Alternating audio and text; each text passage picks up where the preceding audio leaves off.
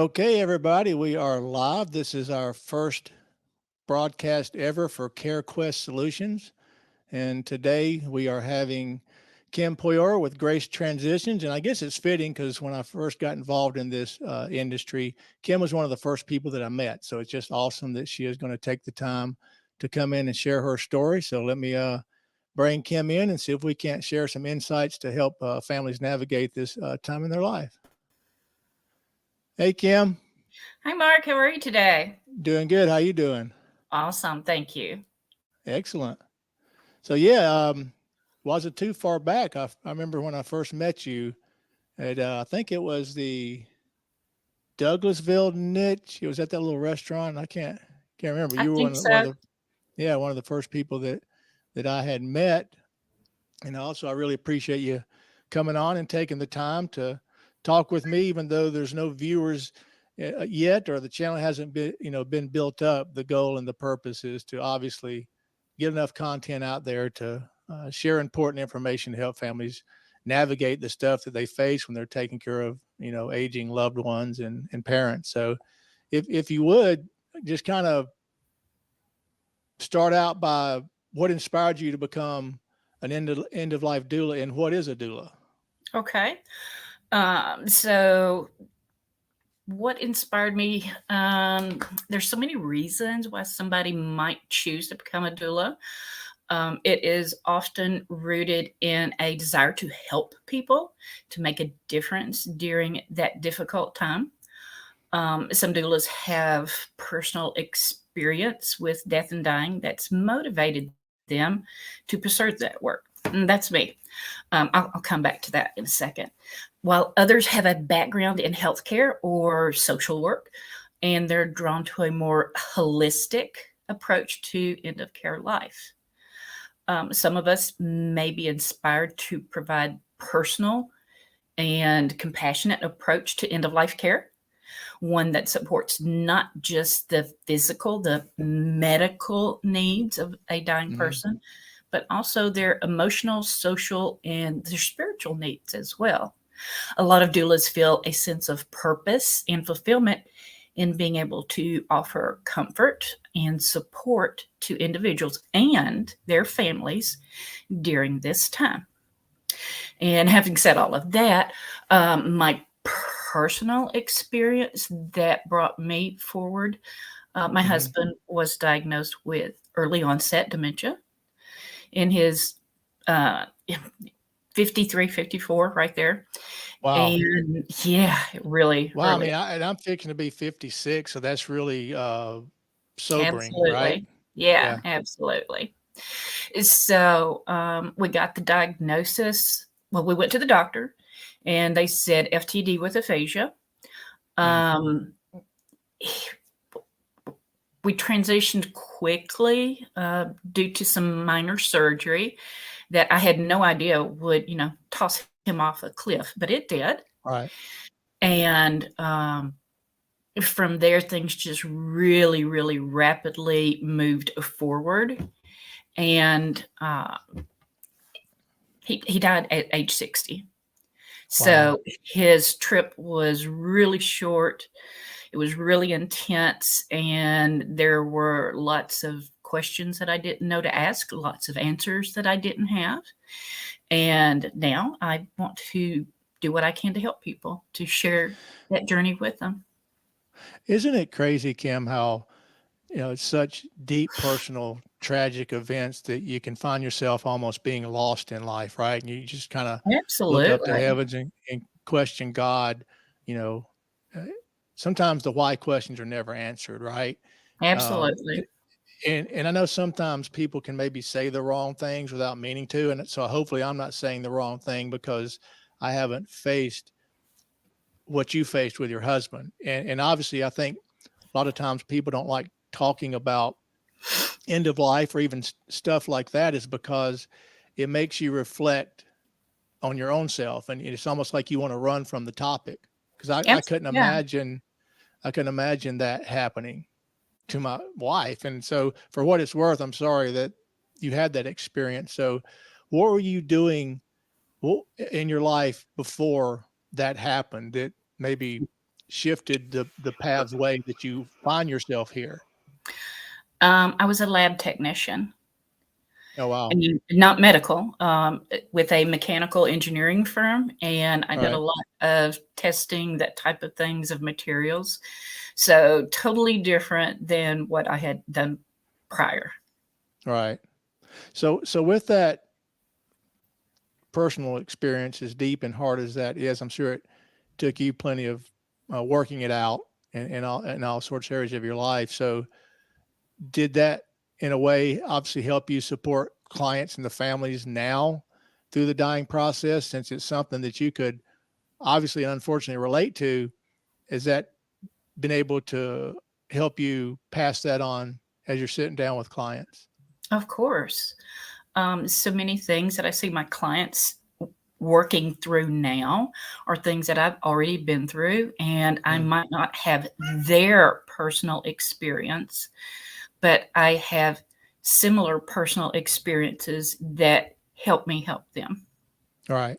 And I think that's what I've always had a little bit of a saying, that if you ever go to a divorce attorney or someone to go over, how to raise a kid, you want them to have been through that experience and not just be book knowledge, right? So Right. with you having that experience, you're able to, like you're saying, you might not be able to relate to that particular circumstance, but you're able to relate to the end result of what it's about, is the end of life.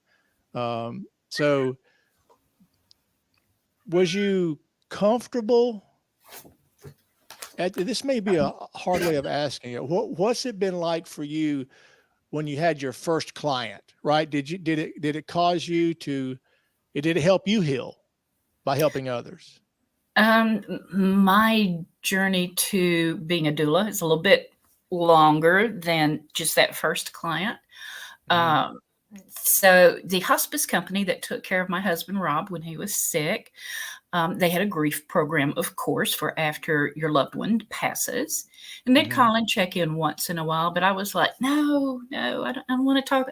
No, I don't want anything to do with this Right. thing. And but I had gotten to be pretty good friends with the volunteer coordinator, and she called one day and she's like, hey, you want to come in and do some stuff here in the office, answer the Oh, wow. phone, do filing. And I'm like, yeah, sure, I can do that. So Right. I'm like, I just don't want to talk to anybody about it, right? Yeah. So I did that for a few months, and then she called one day and she's like, Kim, oh my gosh, I need somebody so bad. Please, can you help me? Can you be the Easter bunny for me? Oh, wow. And I said, no, I don't want to talk to anybody. And she's like, you don't have to say a word. You don't have to say anything at all. Just, put on this costume and hand out candy. That's all you have to do.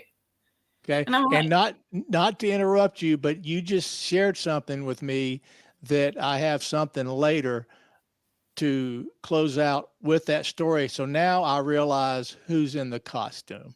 So right. that is awesome. So didn't mean to cut you off, but That's okay.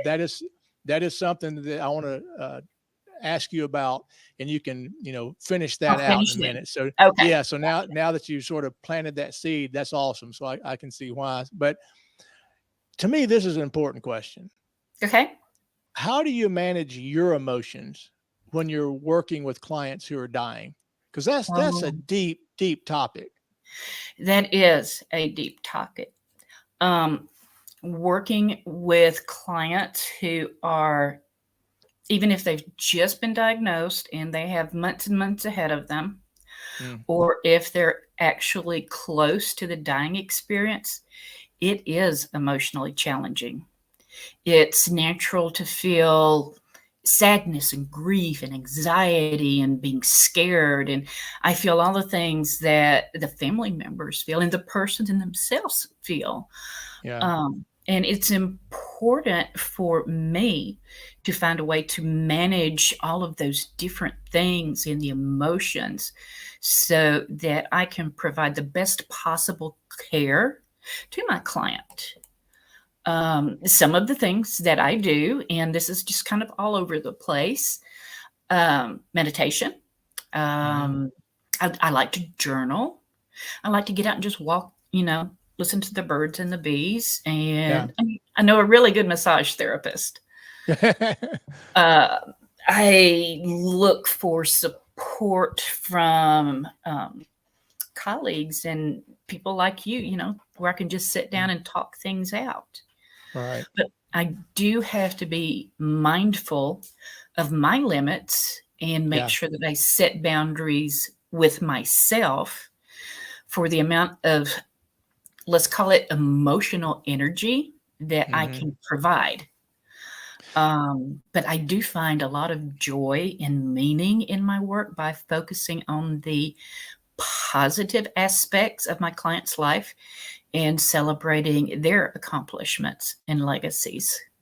Yeah. Well, I wanted to tell you personally how much I enjoy the positive things that you post.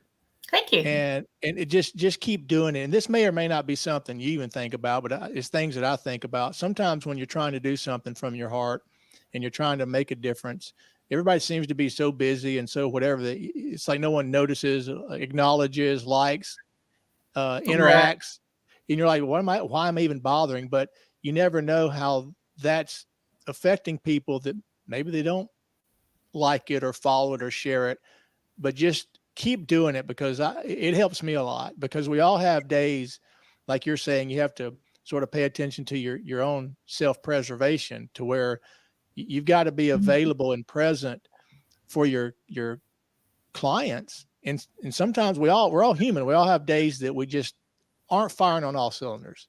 We're overwhelmed. We've got things that are bothering us, personally, and sometimes it just sneaks up on you and it become an overload. And that's kind of good reason to ask that question because I do wonder how you're able to handle the overload of those topics. Do you ever have people to where everybody has different beliefs? Some people believe in God, some people don't. We try our best as believers to try to be there for people.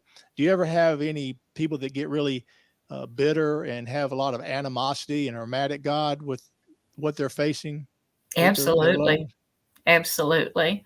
Um, they're usually just really down, and I almost want to say depressed, Mm-hmm. which is understandable. Because they have been given a diagnosis. They are in the dying process, some step of the dying process, and it's not fair. I Yeah. mean, it's not fair if you're 35 and you've just been diagnosed with um, cancer. It's not Yeah. fair if you're 60 and you have some end of life diagnosis, or even if you're a young child. And the kids are the ones that really get to me. Wow. Um, so, kids get sick too. And You just said something kind of it was kind of a slap in my face of I'm in this mindset of caretaking with my family for my mom and dad that are 91 and 92, and I'm in this mindset of end of life and it being elderly and old, and you're just what you just said. I'm like, geez, none of us are guaranteed tomorrow, and you're doing this for all stages of age. oh yeah, So I'm absolutely. like, it's like it's weird that didn't connect to now realize that what you're doing is even it's like we can all accept someone old dying, It's easier. it's easier, right? So when you said that, I'm like, wow, that's even more of an emotional toll, not only on the families but professionals like yourself that are pouring their hearts into helping families through this process. So it's just amazing when you said that. I was like, whoa, wait. I need to check myself and realize you're not only dealing with elderly people. What on a personal note, Kim, Mhm. that gets back to where if God allows nature to take its course, I could still die before my parents, right? Oh, Even though absolutely. they're 91 or 92, but at the stage of life they're in, and watching a lot of my friends losing their parents at different ages, I know that time's running out. And I have those private moments of just those questions you don't want to think about. Who's going to pass first? How's it going to happen? What's it going to be like? It's hard to even think about mom or dad being by themselves, especially after being married for 70 years, which Wow. is wow. Wow. You know, I'll be if I make it till June, I'll be 59. My wife turned 60 in Monday, and I'm thinking they've been married 70 years. Like Mhm. what?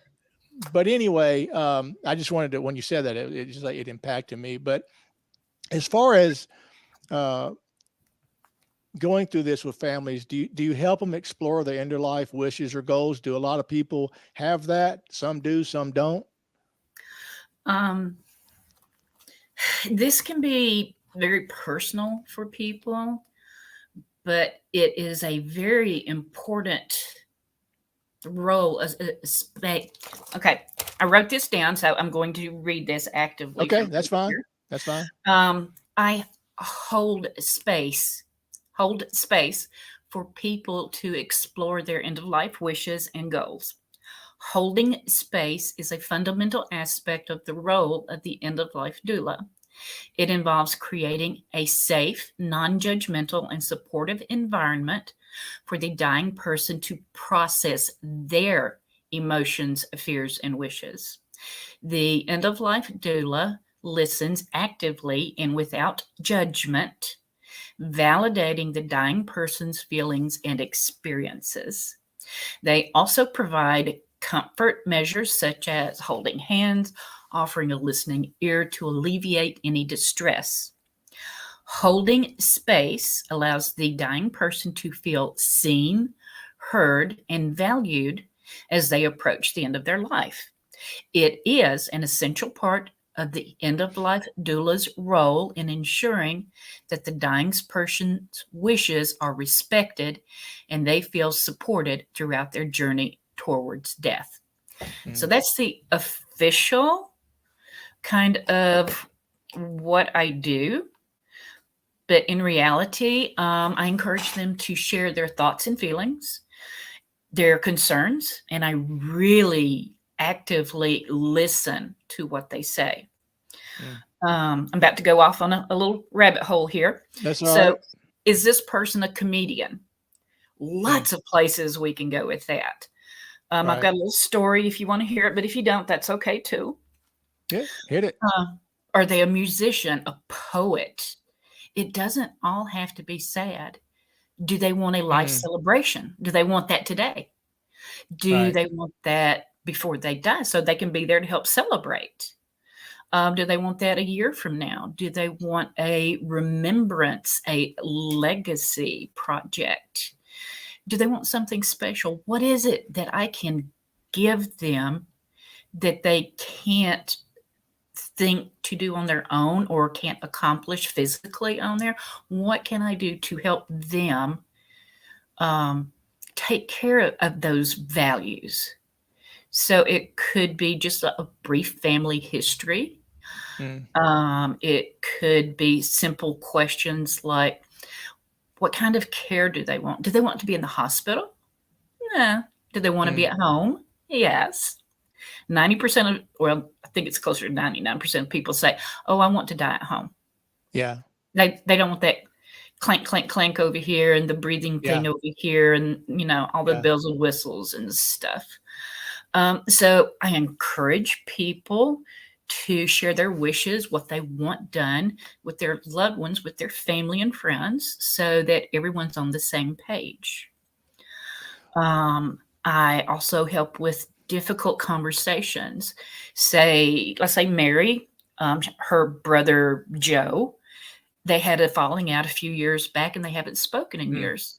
Well, I can Yeah. reach out and say, hey, come on in, Joe. We need to talk to you. Mary's got a lot to say. So you get to call basically on their behalf in a way because they're not going to call Right. maybe, and then you're able to kind of come in as obviously as a third party and make Yeah, them maybe think about the situation. absolutely. And then in a very lightweight manner, I am not a legal attorney. I Right. can help with some very small things, living wills, written documents, bequeaths. I want Harry to have the family Bible, and I want my Right. granddaughter to have my diamond earrings, little Yeah. things like that.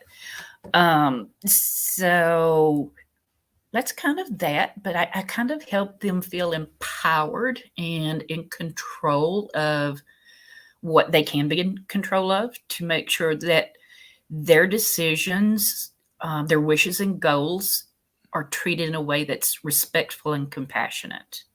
Right. You you have to approach every client, every situation with sensitivity and compassion, and work with not only the client, family as well, to best possible solution for everyone. Yeah. Well, with that being said, about most want to die at home, which is understandable. How do you work though with medical profession, doctors, nurses, to ensure that the clients get the best care? Do you work with medical professionals and doctors? Every day, absolutely every day. Okay. So, my role as a doula is non-clinical, which means I am trained, but I am not a licensure caregiver. I Hmm. can't scripts, I can't order medical tests. That's not my role. That's for the doctor. I work with the doctors to ensure that their become our receive the best possible care that they communicate their goals and needs for medical care, Hmm. working with their preferences to create and develop a comprehensive care plan, then takes into account the client's needs. What I do is I bridge the gap between medical care and emotional and spiritual support, ensuring that their needs are met and they receive the care they need during this time. Okay. Do you have any kind of training that you had to go through to be an end of life doula? Oh, absolutely. Excuse me one second. It's all right. So there are several organizations, schools, and training institutes that offer training and certification programs for end of life doulas. One of these organizations, the one that I chose, is INELDA, International End of Life Doula Association. Mm. It is a comprehensive training program that covers a huge range of topics related to end of life care. Some of the things are communication, self care, grief support, advanced care planning. There is both online coursework and in person training sessions. And to actually receive their certificate, you must have a certain number of supervised current doula support hours. So the training is there. If you are looking for that type of um, training in the future, Hmm. just look around carefully, choose the best one that is to your liking. The subject matter's pretty much the same, but a little bit of difference between different programs. And I personally think the one I chose is the best one, but there's Right. several. Yeah. Well, it's like, just looking at some of the different challenges that come up just with caretaking for loved ones is when you get into dealing with uh, matters of opinion when you deal with siblings and other family members. So I'm sure that you have experienced quite a number of situations when there's conflict between family members. So how do you address those conflicts? Carefully, very carefully. Yeah. Um, Conflicts between family members or even within my client support systems can be delicate and Hmm. very sensitive. So I listen to everybody's opinion. Everybody gets to make a choice. I provide a non-judgmental space for them to express their feelings and concerns. I can do that. I'm stepping back. I'm third party. I'm not 100% involved with the intense personal feelings that goes along with Yeah. this. So I try to encourage a goal of finding common ground, developing a plan that works for everyone. Hmm. It's really important not to take sides, but it's also important to me to prioritize my client, my dying person's needs and wishes above all Best else. interest. Yeah.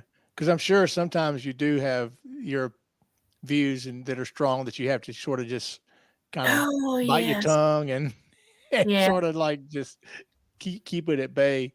So is there situations, obviously, that come along of working with families, of helping them, find meaning and purpose during the dying process? Because it is a natural part of life, but we all, in a way, sometimes try to act like that it's not. Oh, absolutely. Um, everybody let me rephrase that. Most non-medical people today are extremely divorced from the dying experience. They don't know what to Mm, expect. 100 years ago, 200 years ago, when grandma was getting close to passing, then she was cleaned up and prettied up and propped up in her bed, and everybody came through and they said their goodbyes because they understood the fact that grandma was going to pass soon. Well, we don't have that anymore. right. So people nowadays, a lot of times they find some purpose in the dying process by having those conversations, those hard conversations that we don't have anymore. Mm, We also may encourage the client and their family to engage in meaningful activities or experiences that bring joy and comfort. This could be as simple as a prayer circle. And hmm. I've got a couple of visuals here for you that I didn't send you. Okay. So let's see.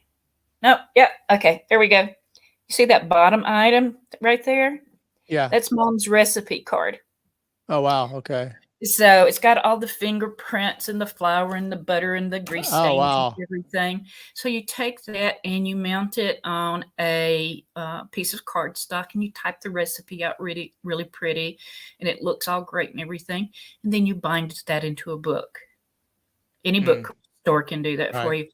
That's a legacy project. Wow.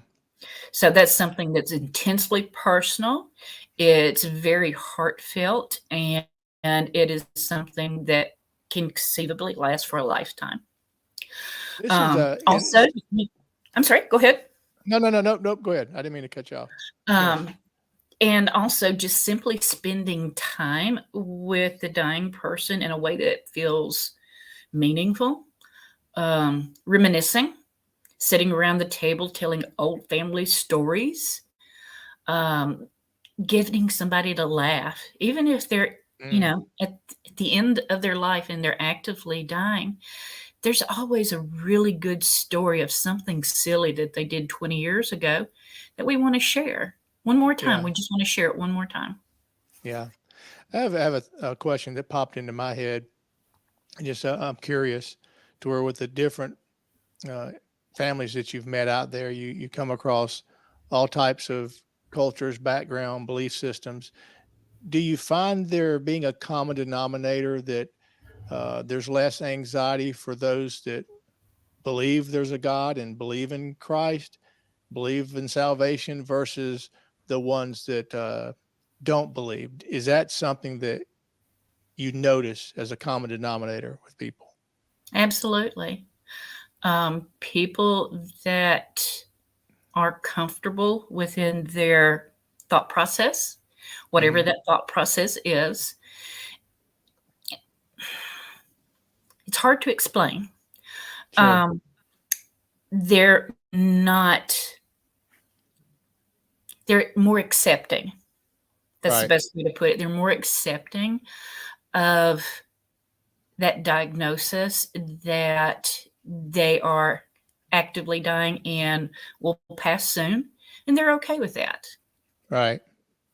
It's like I'm noticing, like with my mom and dad, uh, sometimes, especially with them, when my sister passed, it kind of snuffed out a little bit of their soul, but just their day in, day out of their life and with all that goes on, um, you can tell that they're just getting tired, Right. and it's just noticeable. But this kind of leads to what you were talking about earlier. When one of the questions is, can you describe a moment in your life when you felt the presence of a higher power or a spiritual force guiding you? And so I think that adds to the Easter Bunny story, right?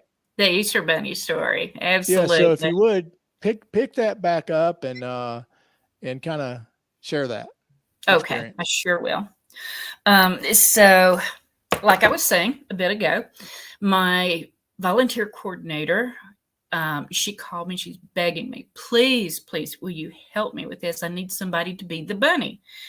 And I told her, I don't want to talk to people. It's scary. It's just not something I want to do. And she told me, you don't have to talk to people. You just wear the bunny suit, walk around, and hand out candy. And I was Right. like, okay, but you really owe me for this. So the first day we went and jeans and a t-shirt, and I put on this fake fur bunny outfit, and it's Aprilish, so it's getting warm. Yeah. So that's a whole other story. But needless to say, as the days went on, I wore smaller t-shirts and cut up Hmm. t-shirts and everything else.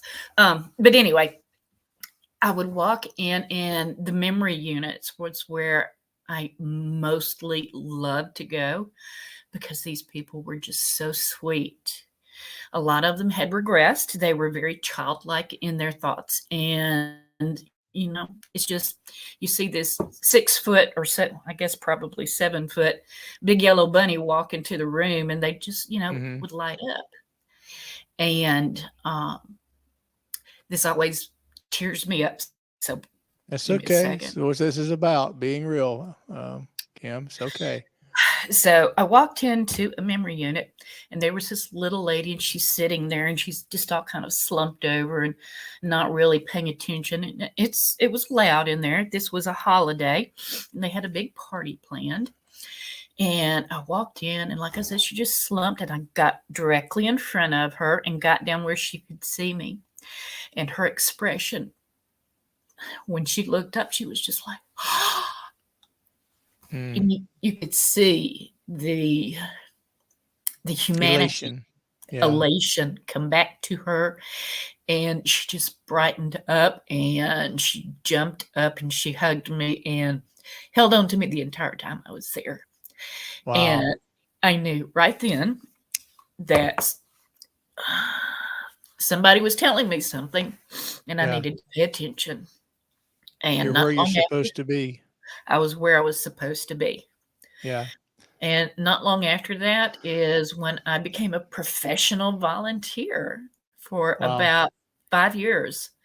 And I really got down into the nitty gritty of it. And I've called thousands of games of bingo and um, cut up so many birthday cakes and, just got in there really in the trenches and did this out of the want to help somebody.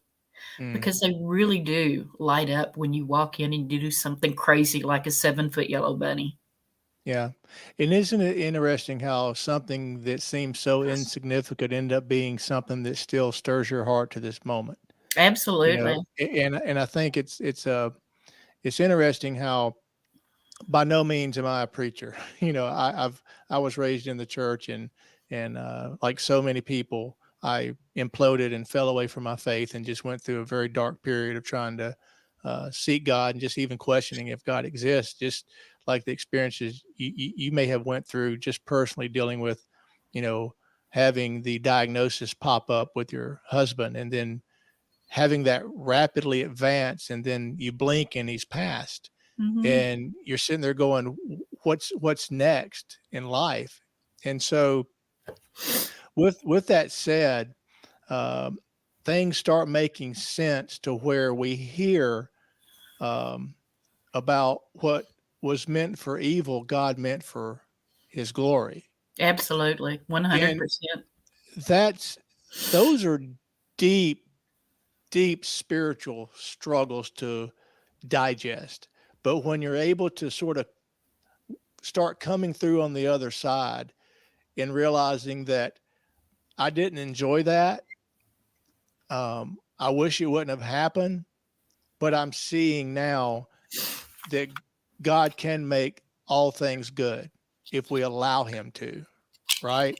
So Absolutely. Yeah. in a sad way, you losing your husband, as unbearable as that was and still the thoughts can be. I'm not trying to put myself in your shoes. I'm just trying to imagine that you can maybe find some solace in the fact that you are on this path kind of because of that, right? Mhm. And it's just crazy to kind of be able to look back and kind of realize those things. And I'm struggling personally with just little some anxieties of mom and dad, and so just having someone like you to just, you know, you've got a lot of experience. So with that said, if someone wanted to um, hire you, if that's, you know, the right word, is it someone that needs to be local? Can you, do you do it with people that are maybe in another state, or does that make it challenging? But either way, how does someone get in touch with you to have the conversation of if they want to go down the path of having you as part of this process?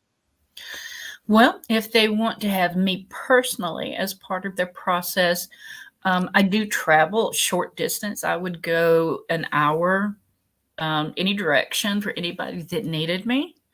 Hmm. If they are looking for someone, say they're in, I don't know, Missouri or whatever, there is an international, well, in ELDA, there is a database that can be tapped into, and you can search a local doula list and make sure that you get someone that meets with your needs.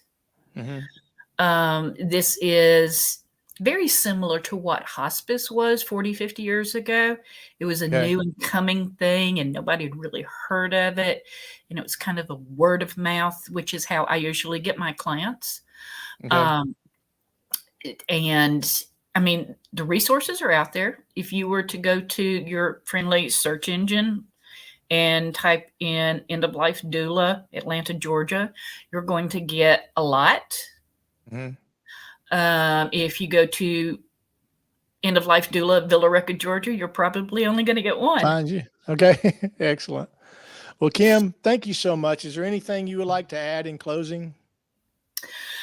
Um, Thank you very much for having me and spreading the news about what a doula does. I hate to think of people scrambling for details and things that I easily have knowledge of when their loved one is going to pass. And I'm just, I'm here for you. If it's Right. something minor, if Yeah. whatever you need some kind of help with, it might Right. be as easy as, hey, I'm really busy and stressed. Could you go by and pick mom up a milkshake? Right. You Right. know, it's Yeah. just service to others. Yeah. Well, Kim, God bless you, and thank you for dedicating your life to this cause. And I know it's a topic that not many people, as you hear my dog barking, there's not many people that understand that this is available. So having people like you is great. And this is something that you know, obviously this is brand new. I don't, I'm actually, this channel was started, um, I guess from, I guess a spiritual desire of wanting to make a difference and putting these kinds of things before money.